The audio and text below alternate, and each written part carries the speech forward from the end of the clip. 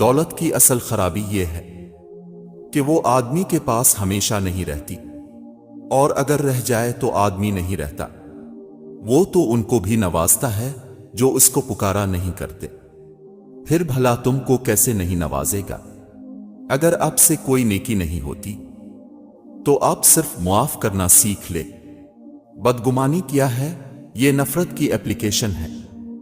جب انسان کسی سے نفرت کرنا چاہتا ہے تو اس کے بارے میں بدگمانیاں شروع کر دیتا ہے، اور پھر اس سے نفرت شروع ہو جاتی ہے۔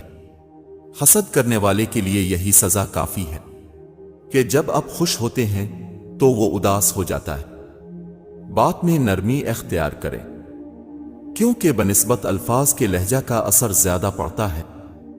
تم قابل رشک ہو، یقین جانو کیا ایسا بھی ممکن ہے کہ کوئی میلوں دور ہو کے بھی کسی شخص کے دل و ذہن پر حکمرانی کر سکے؟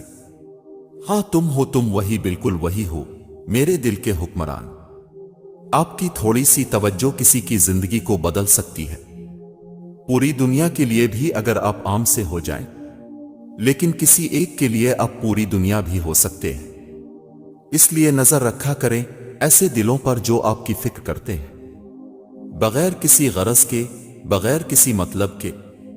ہم اپنی ترجیحات کے مطابق فیصلہ کرتے ہیں کہ کس سے کتنا رابطہ رکھنا ہے۔ ہر وقت اور ہمیشہ کوئی مصروف نہیں ہوتا۔ اپنوں نے دھوکہ نہ دیا ہوتا تو ہمیں کیسے پتا چلتا کہ انسان دنیا میں اکیلا آیا ہے اور اکیلا ہی چلا جائے گا؟ انسان کی یادداشت کسی چہرے کو محفوظ نہیں رکھتی، البتہ اچھے برے سلوک کو ضرور محفوظ رکھتی ہے۔ لہذا لوگوں کے ساتھ ایسا حسن سلوک کرو کہ جب آپ یاد آئیں تو آپ کے لیے ان کے دل سے دعا نکلے۔ انسان کی فطرت بھی عجیب ہے، وہ تنقید جیسی سچائی پر ناراض اور خوشامد جیسے دھوکے پر خوش ہوتا ہے۔ اپنی ذات کے اندر ایک ایسا انسان ڈھونڈو جسے صرف اپنے لیے ہی نہیں بلکہ دوسروں کے لیے بھی جینا آتا ہو۔ رحم دلی اور احساس دنیا کا سب سے خوبصورت تحفہ ہے۔ اب دنیا والوں پر رحم کریں، اللہ تعالیٰ اب پر رحم فرمائے گا، آمین۔ اس دنیا میں کوئی ایک شخص بھی مکمل اور غلطیوں سے پاک نہیں۔ اگر آپ دوسروں کو ان کی کوتاہیوں کی وجہ سے چھوڑنا شروع کر دیں گے تو ایک دن بھری دنیا میں اکیلے رہ جائیں گے۔ لہذا لوگوں کو جج کم کیجیے اور محبت زیادہ۔ ہزار رستے، لاکھوں در، کتنے لوگ، بہت سی راہیں، مگر جب اللہ ساتھ نہ ہو تو کوئی ساتھ نہیں، کوئی ہاتھ نہیں، کوئی منزل نہیں، اور کہیں آسرا نہیں، کیونکہ اول و آخر سہارا تو صرف اللہ ہی ہے۔ کسی نے پھول سے پوچھا، تم ہر کسی کو خوشبو دیتے ہو، آج تک تمہیں کیا ملا؟ پھول نے مسکرا کر جواب دیا، لینا دینا کاروبار ہے، جو دے کر کچھ نہ لے وہی سچا پیار ہے۔ ہمیشہ خوش رہیں، بہت سی دعائیں آپ کے لیے۔ اختلاف کے باوجود احترام سے پیش آنا کمزوری نہیں بلکہ بہترین تربیت، اعلیٰ ظرفی، اچھے اخلاق کی دلیل ہے۔ اللہ پاک آپ کو طویل عمر، صحت مند زندگی، دنیا و آخرت میں عافیت عطا فرمائے، اور آپ کا شمار اپنے پسندیدہ بندوں میں فرمائے، آمین۔ خوشی کی ایک قسم یہ بھی ہے کہ رب کے ہر فیصلے کو اپنے لیے بہترین سمجھنا۔ بے شک جس کے لیے اللہ کی ذات کافی ہو، اس کو کسی اور سہارے کی ضرورت نہیں پڑتی۔ مزید کی طلب سے پہلے موجود کا شکر لازم ہے۔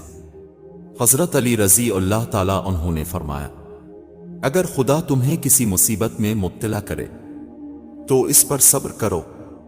کسی ناپسندیدہ بات پر خاموش رہنا ظرف اور معاف کر دینا اعلیٰ ظرفی ہے۔ مرنا ہم سجدے میں چاہتے ہیں اور نماز ہم پڑھتے نہیں۔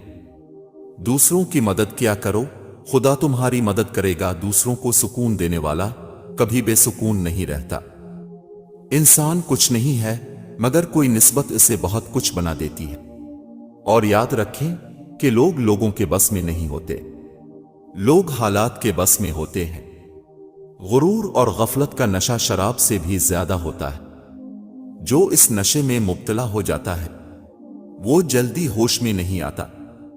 دنیا کی ہر چیز بہانے سے ملتوی کی جا سکتی ہے، لیکن تقدیر اور موت نہیں۔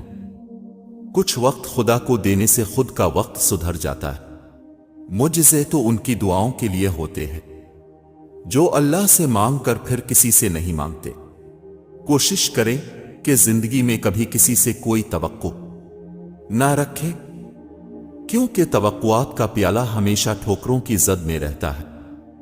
خدا کا جلوہ چیزوں کو اپنا نور، اپنی جہت عطا کرتا ہے، مگر وہ چیزیں خدا نہیں ہو جاتی۔